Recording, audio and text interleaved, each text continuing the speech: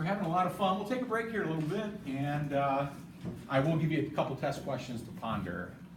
What we have here then is, at the very top, a graded potential and what it looks like. And then here we have a action potential in an unmyelinated neuron, and here we have an action potential in a myelinated neuron. At the top, take a look. We're looking at a dendrite. These two, we're looking at axons. At the top, we're seeing neurotransmitters released at the dendrite that lead to ion influx into the cell. Now, what this thing is trying to show, sort of looks funny. The amount of white in there is saying basically ion concentration, probably sodium ion. So the more white, the more sodium ion, and then you can see how it sort of tapers off. Sodium ion dissipates as it moves away from the site of stimulus. Okay? This is truly a graded potential. Why might sodium dissipate as we move farther away from the stimulus source? Sodium rushes in here. Why is it sort of dissipating? Where's it going? It comes in here, and then it starts to distribute itself. Why does it dissipate? Why is a graded potential eventually going to go away if we don't keep the stimulus up? Because sodium gets pumped right back out again, right? It comes in because we increase membrane permeability. We open up ion channels with neurotransmitters at a particular location on a dendrite. It begins to move away from that location, but it's getting pumped out all the way. As it's coming in, it's getting pumped back out again. So if we don't keep the signal up, it's going to get pumped back out again, and the graded potential goes away. Here what we see is an action potential in a neuron or in an axon, and they're showing you the voltage-gated ion channels that allow sodium to come in. They're showing a lot of sodium come into the cell, dissipate, but then hit another area of the membrane where the presence of the ion changes the potential across the membrane, opens those gates. More sodium rushes in. Okay? It's finally getting to the next set of gates, and there is a threshold depolarization. Gates open, sodium rushes in. And it moves down the axon domain by domain. Okay? This is unmyelinated. The cool thing is when we add myelin there. In myelin, what you're going to see is that there are no ion gates in the area where the myelin sheath exists. They've been removed from the membrane of the cell. The ion gates only exist in these areas here, which are called the myelin sheath gap. In the lab, you're going to learn it as the node of Ranvier.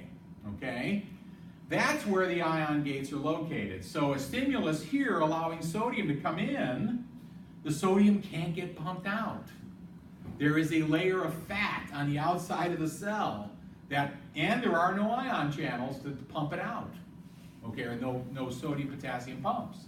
So the sodium moves from its input to the next location where there are voltage-gated ion channels. It depolarizes the membrane there, the channels open up, a bunch of sodium rushes in. What ends up happening in a myelinated axon is we don't go domain by domain, but we go node by node. All right? And we don't need action potential to occur here because the sodium is moving from this node to that node to bring about depolarization of that membrane there. What we end up with then, if you notice this internodal distance of 1 millimeter, we're talking, instead of this thing going micrometers at a time, in an unmyelinated axon, the action potential is jumping a millimeter at a time. It's moving that quickly. So what we end up with in myelinated axons is something called saltatory conduction, which is super fast.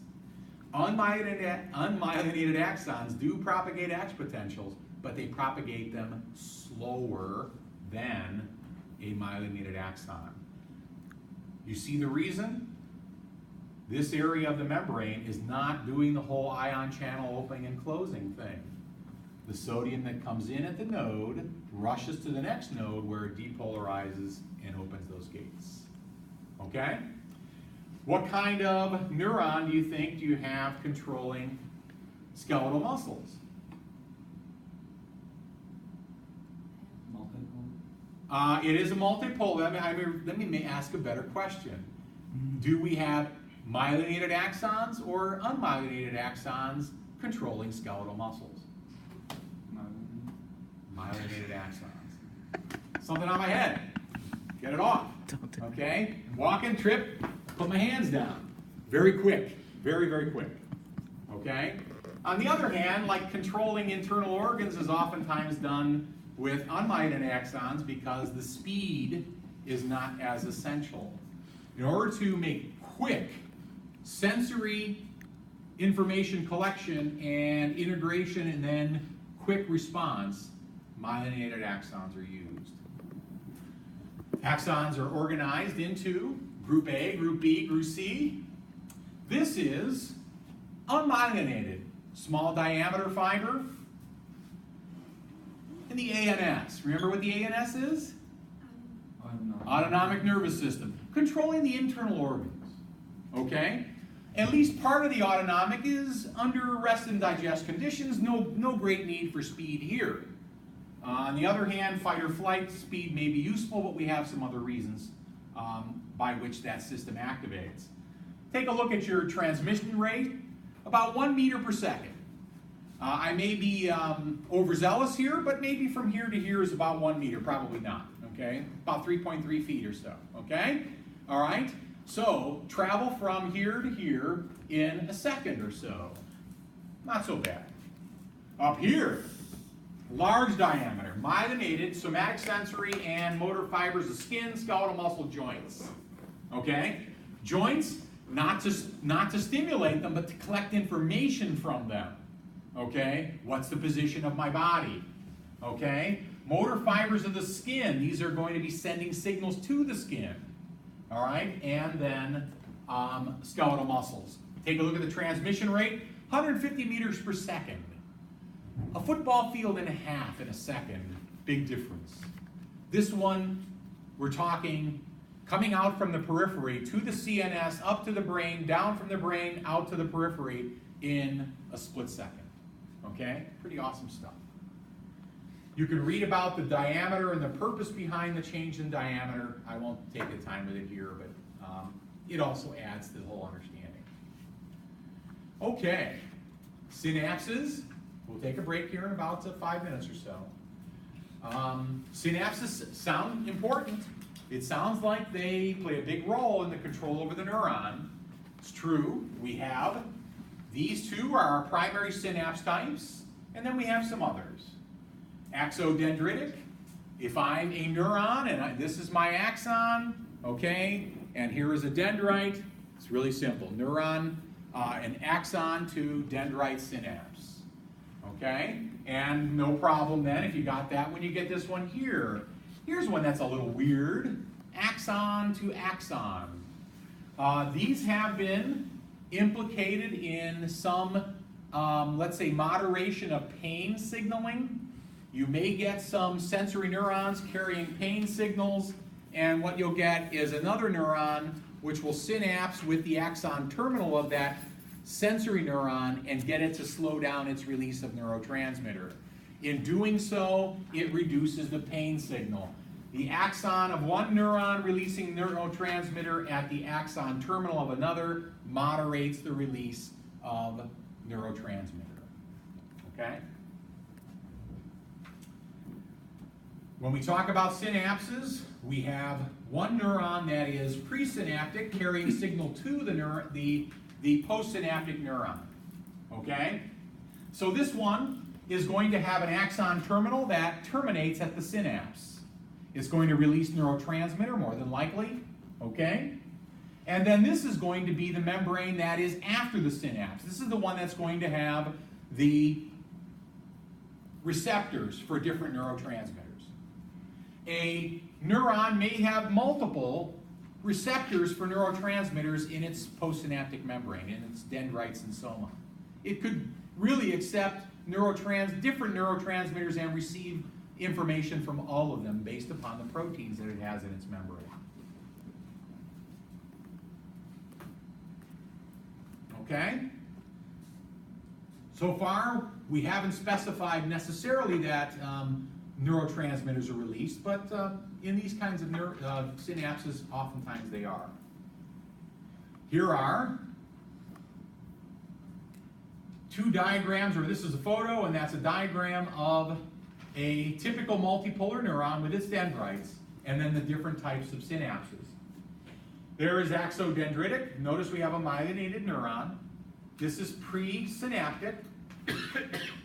And then it has synapse with dendrites, postsynaptic membranes. There is an axosomatic. We see axon terminals to soma of the neuron. Can create graded potentials here. This is a different type of axo-axonal synapse than I told you about earlier, where it was axon terminal to axon terminal. This one is axon terminals to axon hillock. If the axon hillock is a pretty busy place, if it's the place where ax potentials are initiated, what a great way to moderate whether or not this neuron fires. Release neurotransmitter right at the axon hillock and affect its polarity. Okay? The micrograph shows you that these things are pretty small, but there is really a connection between the two. There is a type of synapse, as you may have never heard about, that does not actually use neurotransmitter at all. It's called an electrical synapse. It's not super common. Tends to be more common in embryo fetus, okay? But there still are some examples of electrical synapses in adults. The electrical synapse requires the use of gap junctions, okay, to allow the flow of ions from one neuron to flow directly into the cytoplasm of another, okay? Neurons electrically coupled. The communication is very rapid as a result. There is no neurotransmitter release. There is no need to open ion gates. Instead, the ax potential of the presynaptic neuron flows directly in to the postsynaptic neuron, changes the polarity of the membranes, and propagates ax potential. Okay? Embryonic nervous tissue, cardiac muscle. Even though muscle is not nervous tissue, it possesses electrical synapses. If you have really gotten as much out of the lab as possible, you encountered something called the intercalated disc. Okay? You used it as a way in which to separate cardiac muscle from skeletal muscle. Thickenings between the cells. It's in these thickenings that electrical synapses occur between cardiac muscle cells. What this means is that cardiac muscle cells communicate with one another in order to generate contraction or rhythm of the heart. That's the electrical synapse. Yes? Yes. Okay? The chemical synapse is the one that we encounter the most. It's the one that we talk about the most. The chemical synapse, what is the chemical? The chemical is the neurotransmitter. There are all different kinds of neurotransmitters, and they discover new ones all the time.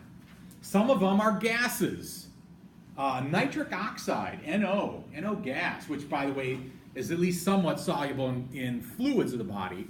That is a neurotransmitter, okay? And then there are proteins and there are other substances that are neurotransmitters, okay?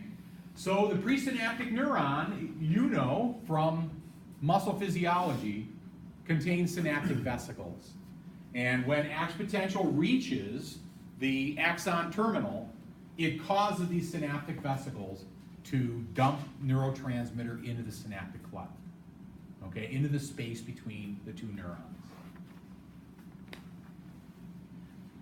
The space is fluid-filled and low in neurotransmitter concentration, typically, not always. Some of our disorders are the fact that we can't clear out these neurotransmitters and messages begin to get garbled.